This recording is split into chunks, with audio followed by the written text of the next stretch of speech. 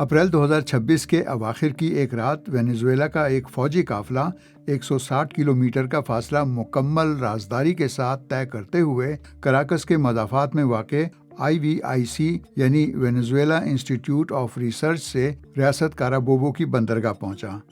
یہ فوجی کانوائے کس کی حفاظت پر مامور تھا اور اس معاملے میں اتنی رازداری کیوں برتی گئی؟ BBC نیوز مونڈو کے اینجل برمودے کی تحریر پر مبنی BBC ریڈز کے ساتھ میں عمر آفریدی ہوں۔ آپ سن رہے ہیں BBC ریڈز۔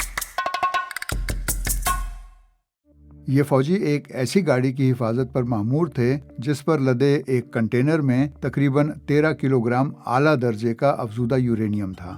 کنٹینر کی حتمی منزل تھی امریکہ۔ اس آپریشن میں وینزویلا، امریکہ اور برطانیہ کے علاوہ بین الاقوامی جوہری ایجنسی یا IAEA نے بھی حصہ لیا۔ 8 مئی کو ایجنسی نے کہا کہ یہ ایک مشترکہ اور احتیاط سے پلان کی گئی مہم تھی جسے سخت حفاظتی انتظامات میں انجام دیا گیا، کیونکہ اس قسم کا جوہری مواد اگر غلط ہاتھوں میں چلا جائے تو پھیلاؤ یا سلامتی کے لیے خطرہ بن سکتا ہے۔ اعلیٰ افزودہ یورینیم یا HVU یورینیم 20% سے زیادہ افزودہ ہوتا ہے۔ رائل یونائٹڈ سروسز انسٹیٹیوٹ سے وابستہ نیوکلیئر گروپ کے محقق جیک کروفورڈ کہتے ہیں کہ اس طرح کا یورینیم دنیا بھر میں جوہری ری ایکٹروں میں پرامن مقاصد کے لیے استعمال ہوتا ہے، مگر اسے بم بنانے کے لیے بھی استعمال میں لایا جا سکتا ہے۔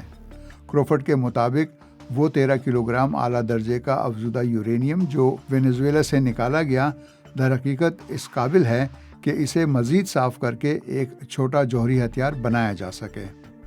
وہ کہتے ہیں کہ اس میں یورینیم 235 کی مقدار صرف 20% سے کچھ زیادہ تھی، جبکہ یورینیم کو ایٹمی ہتھیار میں استعمال کرنے کے لیے اس کا 90% افزودہ ہونا لازمی ہے۔ وینزویلا کی حکومت کے ایران، روس، کیوبا اور شمالی کوریا کے ساتھ تعلقات کئی برسوں سے امریکی حکومت کے لیے تشویش کا باعث رہے ہیں۔ BBC ویریفائی نے جن ماہرین سے بات کی ان کے مطابق یہ معاملہ IAEA کے لیے بھی تشویش کا باعث تھا۔ وینزویلا نے اعلیٰ درجے کا افزودہ یورینیم کیسے حاصل کیا اور اسے امریکہ کے حوالے کیوں کیا؟ یہ یورینیم RV1 نامی ری ایکٹر میں بطور ایندھن استعمال ہوتا تھا، جو لاطینی امریکہ کا پہلا جوہری ری ایکٹر تھا۔ یہ تجرباتی ری ایکٹر 1960 کی دہائی کے شروع میں وینزویلا کے سائنسی ریسرچ انسٹیٹیوٹ میں نصب کیا گیا تھا اور امریکی صدر آئزن ہاور کے ایٹمز فار پیس پروگرام کا حصہ تھا۔ آئزن ہاور سمجھتے تھے کہ جنگی مقاصد کے لیے استعمال ہونے والی جوہری ٹیکنالوجی خطرہ بن چکی ہے اور صرف اس خطرے کو کم کرنا کافی نہیں بلکہ اس ٹیکنالوجی کو انسانیت کے فائدے کے لیے استعمال کرنا چاہیے۔ انہی کی تجویز پر اقوام متحدہ کے تحت ایک جوہری توانائی کی ایجنسی وجود میں آئی، جس کا مقصد ان طریقوں کی نشاندہی کرنا تھا جن سے جوہری مواد پرامن مقاصد کے لیے استعمال ہو۔ خیال تھا کہ جو ممالک جوہری مواد بناتے ہیں وہ اسے اقوام متحدہ کی اس ایجنسی کو دیں جو اسے محفوظ رکھے اور پھر اسے ایسے سائنسدانوں کو دے جو اس کے پرامن استعمال پر تحقیق کریں۔ مارچ 1955 میں آئزن ہاور حکومت نے ایک اور اہم قدم اٹھایا اور امریکی ایٹامک انرجی کمیشن کو اجازت دی کہ وہ آزاد دنیا یعنی مغرب کے زیر اثر ممالک کو محدود مقدار میں ایسا مواد دے جس سے جوہری رد عمل پیدا کیا جا سکتا ہو اور ساتھ ہی جوہری ری ایکٹر بنانے میں مدد بھی فراہم کرے۔ ایک برس بعد وینزویلا کی حکومت نے امریکی کمپنی جنرل الیکٹرک سے 3 میگا واٹ کا RV1 ری ایکٹر خریدا، جس کا افتتاح نومبر 1960 میں ہوا۔ وینزویلن حکام کے مطابق RV1 ری ایکٹر کو 1991 میں جزوی طور پر اور 97 میں مکمل بند کر دیا گیا تھا۔ اس میں سے جوہری ایندھن کا کچھ حصہ نکال لیا گیا تھا، جبکہ بقیہ پر سخت پہرا بٹھا دیا گیا تھا۔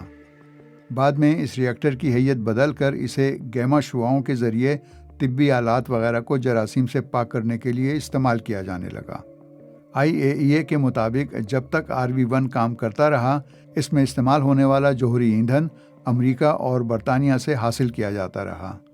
برطانوی حکومت نے BBC ویریفائی کو بتایا کہ وینزویلا نے 2017 میں IAEA سے باقی ماندہ جوہری ایندھن نکالنے کی درخواست کی، جس کے بعد برطانیہ اس منصوبہ بندی میں شامل ہوا۔ لیکن 3 جنوری 2026 کو امریکی فوجی آپریشن میں وینزویلا کے صدر نکولس مدورو کی گرفتاری نے بظاہر اس بات میں اہم کردار ادا کیا کہ بالآخر یورینیم نکالنے کے لیے یہ کارروائی عمل میں لائی گئی۔ وینزویلا کے وزیر خارجہ کے مطابق امریکی فوجی کارروائی سائنسی ریسرچ کے ادارے IVIC کے ہیڈ کوارٹر کے قریب پرانے ری ایکٹر سے تقریباً 50 میٹر کے فاصلے پر رہ گئی تھی۔ اس کے بعد اپریل کے آغاز میں یہ خفیہ کارروائی شروع کی گئی، جس میں وینزویلا کے حکام، امریکہ کی نیشنل نیوکلیئر سیکیورٹی ایڈمنسٹریشن اور برطانوی حکومت نے حصہ لیا۔ وینزویلا کے حکام کے مطابق بین الاقوامی ایجنسی اس بات کی ذمہ دار تھی کہ حفاظتی اقدامات کی نگرانی کرے، تکنیکی جانچ پڑتال کرے اور ادارہ جاتی طور پر اس عمل میں ساتھ دے اور وینزویلا کے عملے کو تربیت فراہم کرے۔ برطانوی حکام کے ذمہ تھا کہ افزودہ یورینیم کو وینزویلا سے امریکی ریاست جنوبی کیرولائنا میں واقع جوہری مرکز تک منتقل کریں۔ امریکی حکام کے مطابق برطانیہ کی نیوکلیئر ڈی کمیشننگ اتھارٹی کے فراہم کردہ کارگو شپ کے ذریعے یہ یورینیم وینزویلا سے باہر لے جایا گیا۔ برطانیہ کے ادارے آفس آف نیوکلیئر ریگولیشن نے کہا کہ یہ ایک نہایت منظم کارروائی تھی۔ امریکی محکمہ خارجہ کے مطابق مئی کے آغاز تک 7340 کلو گرام سے زیادہ ویپن گریڈ جوہری مواد کو ہٹایا یا تلف کر دیا گیا تھا۔ IAEA کے مطابق اگرچہ 1960 اور 1970 کی دہائی میں بنائے گئے زیادہ تر تحقیقی جوہری ری ایکٹروں کو تجربات کے لیے اعلیٰ درجے کا افزودہ یورینیم درکار ہوتا تھا، اب یہی کام 20% سے کم افزودہ یورینیم 235 سے لیا جاتا ہے۔ ادارے کے مطابق دنیا بھر میں 100 سے زیادہ تحقیقی ری ایکٹرز اور طبی آئسوٹوپ بنانے والی تنصیبات کو کم افزودہ یورینیم سے چلنے کے قابل بنایا جا چکا ہے یا انہیں بند کر دیا گیا ہے۔ اس کے نتیجے میں تقریباً 7000 کلو گرام اعلیٰ درجے کا افزودہ یورینیم واپس لیا جا چکا ہے، جس میں اب وینزویلا سے نکالا گیا یورینیم بھی شامل ہو گیا ہے۔ BBC Reads BBC ریڈز کے ذریعے ہماری یہی کوشش ہے کہ BBC اردو کی ویب سائٹ کی وہ سٹوریز جن میں آڈینس کی دلچسپی زیادہ نظر آتی ہے انہیں اور بھی زیادہ لوگوں تک کیوں نہ پہنچایا جائے۔ تو ہم پڑھیں اور آپ سنیے اور اپنے دوستوں اور ساتھیوں کو بھی سنائیے۔